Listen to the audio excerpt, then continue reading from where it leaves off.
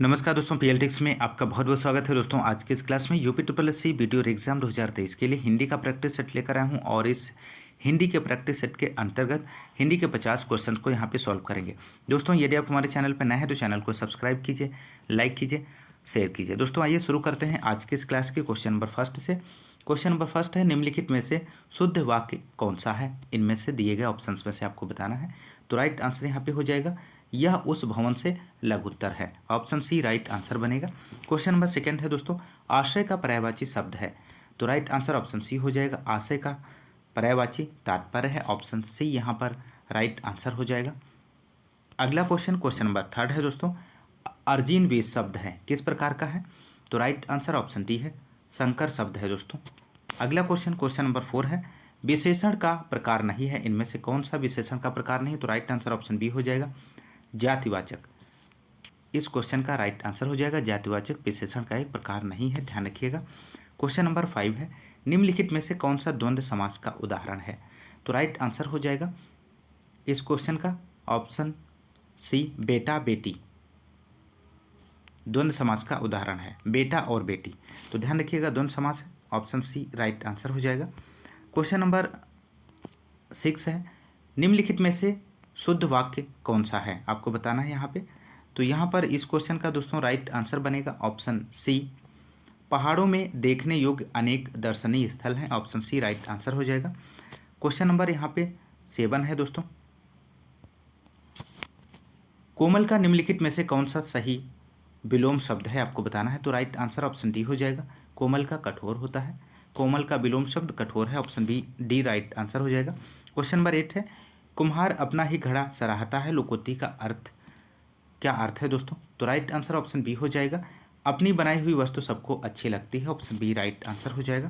Question number 9 है, जानने की इच्छा रखने वाला वाक्यांश के लिए एक शब्द है।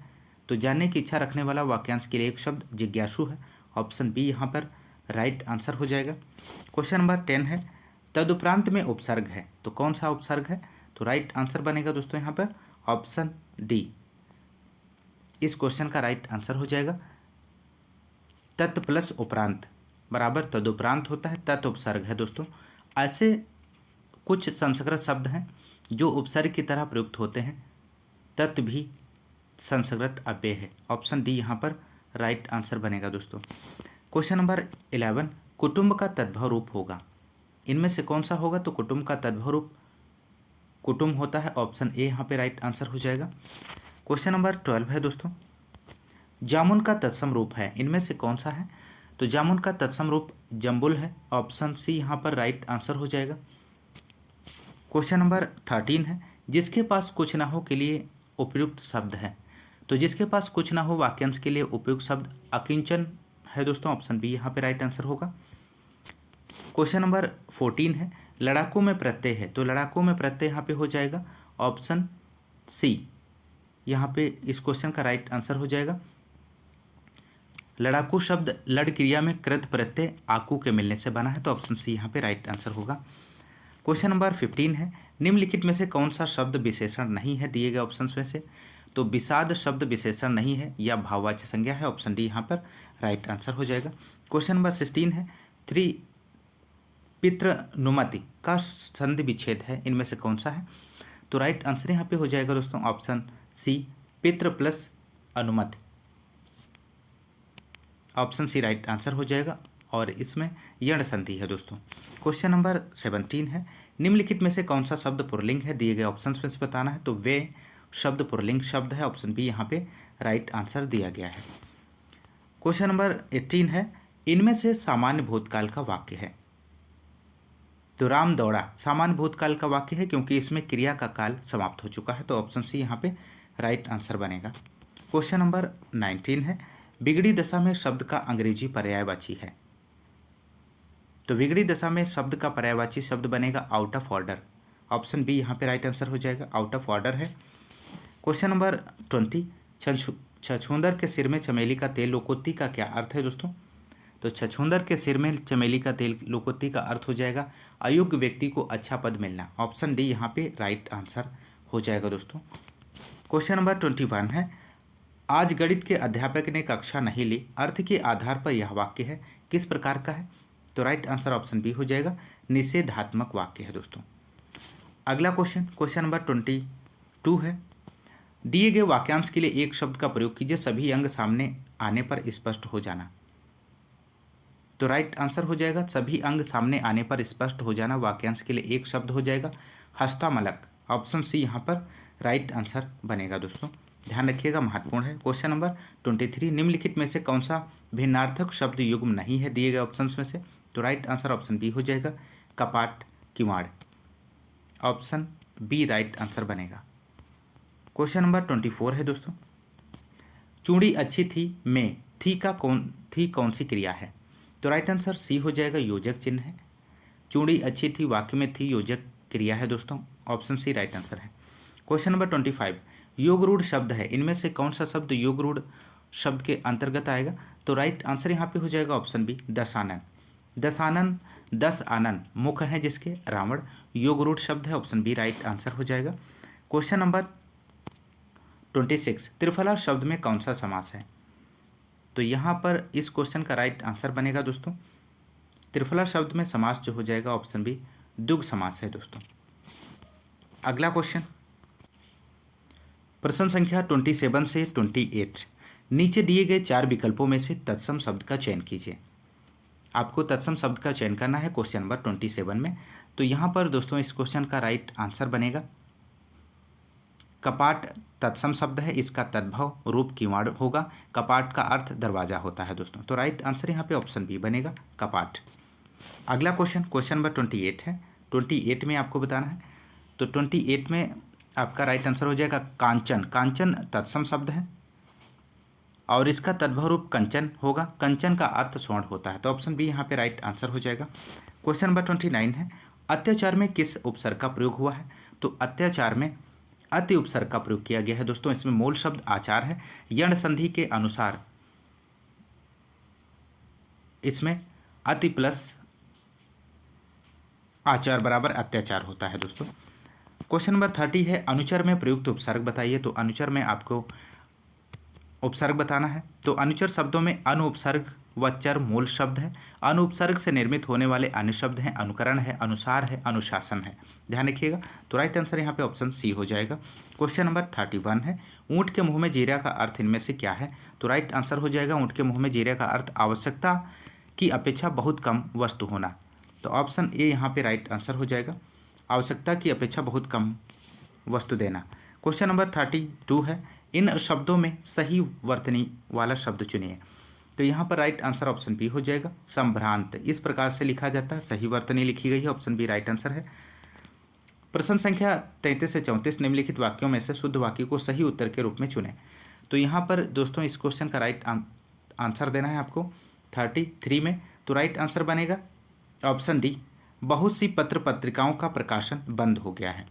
क्वेश्चन नंबर 34 है, 34 में आपको इस क्वेश्चन का राइट आंसर देना है। तो राइट आंसर ऑप्शन सी हो जाएगा, भारत में अनेक जातियां हैं।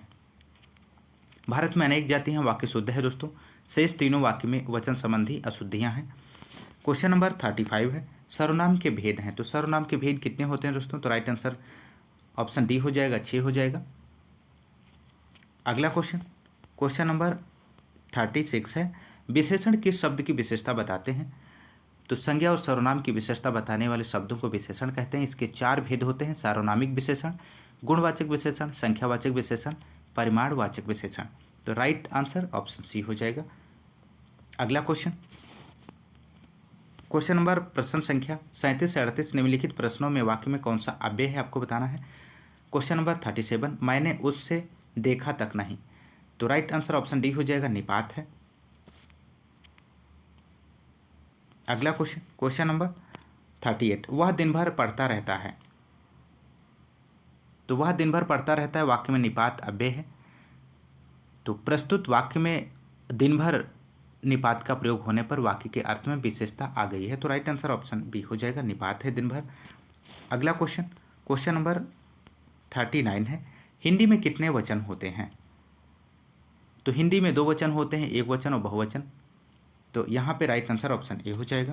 क्वेश्चन नंबर 40 है दोस्तों, इनमें से एक वचन बहुवचन का कौन सा युग्म सही नहीं है? तो राइट आंसर ऑप्शन बी है, आंसू का आंसुओं। ऑप्शन बी यहाँ पे राइट आंसर हो जाएगा। क्वेश्चन नंबर 41 है, कारक का अर्थ है। तो कारक का अर्थ यहाँ पे हो जाएगा संज्ञा या सर्वनाम का क्रिया या अन्य पदों से संबंधित सूचित करने वाला शब्द, ऑप्शन सी राइट आंसर हो जाएगा। क्वेश्चन नंबर 42 है, शासन और कविता की पहुंच में अंतर यह है कि एक व्यक्ति के बाह्य व्यक्तित्व को प्रभावित करता है, दूसरा आंतरिक व्यक्तित्व को, ऑप्शन सी यहाँ पे राइट आंसर हो जाएगा। क्वेश्चन नंबर 43 है, शासन मनुष्य को इसलिए संचालित कर पाता है क्योंकि लोभ और भय मनुष्य की वे कमजोरियां हैं जो सभी में समान रूप से पाई जाती हैं, ऑप्शन सी यहाँ पे राइट आंसर हो जाएगा। क्वेश्चन नंबर 44 है, भारतीय संविधान में शामिल किस भाषा के लिए वर्ष 2011 तक ज्ञानपीठ पुरस्कार नहीं दिया गया है? तो राइट आंसर ऑप्शन बी हो जाएगा, सिंधी। क्वेश्चन नंबर अगला है 45, निम्नलिखित में से किसे 57वां ज्ञानपीठ पुरस्कार के लिए चुना गया है? तो राइट आंसर यहाँ पे बनेगा दोस्तों ऑप्शन बी, दामोदर मावजो को चुना गया है, ऑप्शन बी यहाँ पे राइट आंसर हो जाएगा। क्वेश्चन नंबर 46 है, खड़ी बोली हिंदी गद्य का प्राचीनतम प्रमाण किस रचना में मिलता है? तो खड़ी बोली हिंदी गद्य का प्राचीनतम प्रमाण गंग कवि की रचना छंद बर्मन की महिमा नामक ग्रंथ में मिलता है दोस्तों। तो राइट आंसर ऑप्शन ए हो जाएगा, छंद बर्मन की महिमा। क्वेश्चन नंबर 47 है, हिंदी निबंध का वास्तविक उदय माना जाता है? तो यहाँ पर राइट आंसर ऑप्शन बी हो जाएगा, भारतेंदु युग से हिंदी निबंध का वास्तविक उदय माना जाता है। और भारतेंदु युग जो है 1850 से 1900 तक चला था, 1900, ध्यान रखिएगा। अगला क्वेश्चन नंबर 48, गद्य यदि कवियों की कसौटी है तो निबंध गद्य की कसौटी है, यह कथन किसका है दोस्तों? तो राइट आंसर ऑप्शन सी हो जाएगा, रामचंद्र शुक्ल का है। क्वेश्चन नंबर 49 है, मैया मैं तो चंद्र खिलौना लाई हो में कौन सा रस है, आपको बताना है। तो यहाँ पे दोस्तों इस क्वेश्चन का राइट आंसर ऑप्शन ए हो जाएगा, वात्सल्य रस है। मैया मैं तो चंद्र खिलौना लाई हो, इस पंक्ति में वात्सल्य रस है दोस्तों, ध्यान रखिएगा। अगला क्वेश्चन नंबर 50 है और अंतिम क्वेश्चन है इस प्रैक्टिस सेट का, छंद शास्त्र के प्रणेता कौन माने जाते हैं? तो राइट आंसर हो जाएगा यहाँ पे, छंद शास्त्र के प्रणेता पिंगल नामक ऋषि को माना जाता है। तो राइट आंसर ऑप्शन बी हो जाएगा। दोस्तों यदि आपको क्लास पसंद आ रही है तो क्लास को ज़्यादा से ज़्यादा लाइक और शेयर करते रहिए दोस्तों, सपोर्ट करते रहिए दोस्तों। आज की इस क्लास में बस इतना ही, मिलता है नेक्स्ट क्लास में, तब तक के लिए नमस्कार, जय हिंद, धन्यवाद।